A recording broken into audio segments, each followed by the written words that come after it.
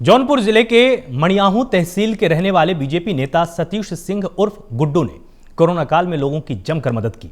जब लोग घर में कैद थे तब अपनी जान जोखिम में डालकर सतीश सिंह उर्फ गुड्डू लोगों की मदद करने का काम कर रहे थे। अब लगातार गांव में डोर टू डोर लोगों से मुलाकात कर केंद्र की मोदी सरकार और राज्य की योगी सरकार की तमाम योजनाओं की वो जानकारी भी देते आए हैं। वहीं अब बीजेपी नेता सतीश सिंह मणियाहू विधानसभा से बीजेपी की संभावित मजबूत प्रबल प्रत्याशी भी माने जा रहे हैं। आज हम उनसे बात करेंगे, तो मेरे साथ यहां पर बीजेपी नेता सतीश सिंह उर्फ गुड्डू जुड़े हुए हैं। बहुत स्वागत है आपका प्राइम न्यूज पर। बहुत बहुत धन्यवाद आलोक जी, बहुत बहुत धन्यवाद। सतीश जी, जिस तरह से कोरोना काल में तमाम नेता अपने घरों में थे, लेकिन लगातार ये अपडेट सामने आया कि आप जनता के बीच में भी जा रहे थे, उनकी मदद भी कर रहे थे और जो भी राज्य सरकार की या केंद्र सरकार की योजनाएं थे उनसे उनका लाभ भी उन तक पहुंचा रहे थे। कैसा अनुभव रहा ये आपका? बहुत अच्छा, बहुत बढ़िया आलोक जी। हम लोग विद्यार्थी परिषद से अपने जीवन की राजनीति में शुरुआत की। विद्यार्थी परिषद में हम लोगों को एक प्राइमरी दिशा निर्देश दिया जाता है, ये समझिए कि सीखने का अवसर प्राप्त होता है कि देश की कठिनाइयों में, जब देश विपरीत स्थितियों में किसी भी स्थिति से अगर गुजर रहा हो, देश हो, परिवार हो, समाज हो, अपना कोई हो, तो उस स्थिति में धैर्य बनाकर, धैर्य के साथ, मजबूती के साथ समाज और देश के साथ खड़ा होना ही हमारा दायित्व है।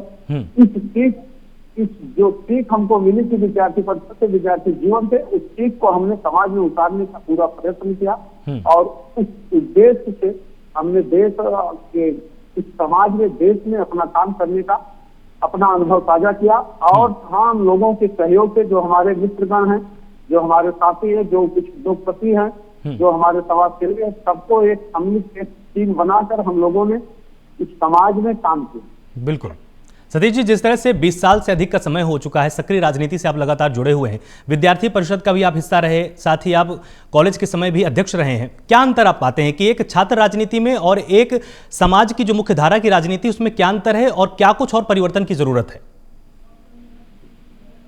आलोक जी, छात्र राजनीति जो है, राजनीति की पहली सीढ़ी होती है।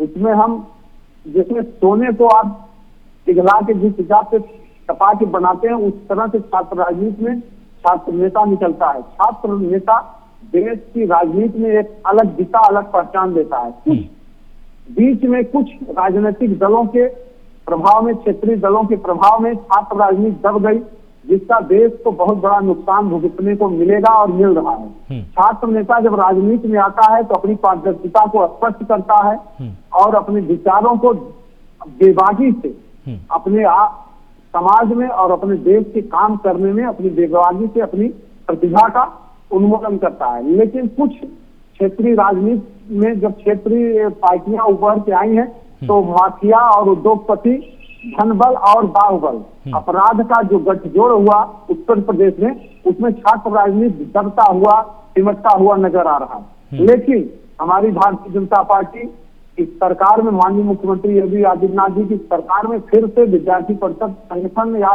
जो भी तमाम दलों के जो भी संगठन है, एक सचेतनता से अपने आप को स्थापित करने में, काम करने में महत्वपूर्ण भूमिका निभा रहे हैं। छात्र जीवन से हम लोगों ने सीखा है कि छात्र जीवन में, छात्र राजनीति में हम किस तरह से जातवाद भेदभाव को तोड़ते हैं।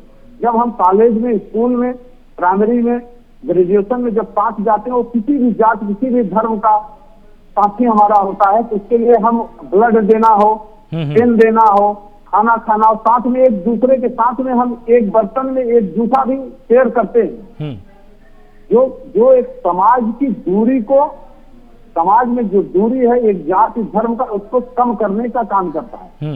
लेकिन जो धनबल और बाहुबल की राजनीति उत्तर प्रदेश में हावी हुई बीच के दौर में, उससे यह जो एक गैप है वो बढ़ता चला गया। बिल्कुल, धर्म और जाति के नाम पे लोग बढ़ते गए, जाति और धर्म के क्षेत्र के नाम पे लोगों ने चुनाव किया और उसी पे सरकारें बनने और बिगड़ने का काम होता रहा। लेकिन हमारी भारतीय जनता पार्टी की सरकार, माननीय योगी आदित्यनाथ जी की सरकार में, के नेतृत्व में इस समय जाति, धर्म, भेद भाव, पंथ सब मिलकर पूरे उत्तर प्रदेश को खुशहाल और रोजगार बनाने का काम जो माननीय आदरणीय मुख्यमंत्री योगी आदित्यनाथ जी के नेतृत्व में उत्तर प्रदेश दौड़ रहा है इस समय, इसके लिए मैं माननीय मुख्यमंत्री योगी आदित्यनाथ जी को बहुत बहुत बधाई और धन्यवाद देता हूँ। बिल्कुल सतीश जी, जिस तरह से आपने जिक्र किया कि तमाम समस्याएं किसी भी क्षेत्र में होती हैं और आपने जो समस्याएं राजनीति की यहाँ पर उकेरी हैं, निश्चित रूप से आप संभावित प्रत्याशी हैं, बड़ा मौका आपको मिलने वाला है यहाँ पर जनता की तरफ से भी, जनता भी आप पर भरोसा लगातार कर रही है। तो अगर अवसर आपको मिलता है,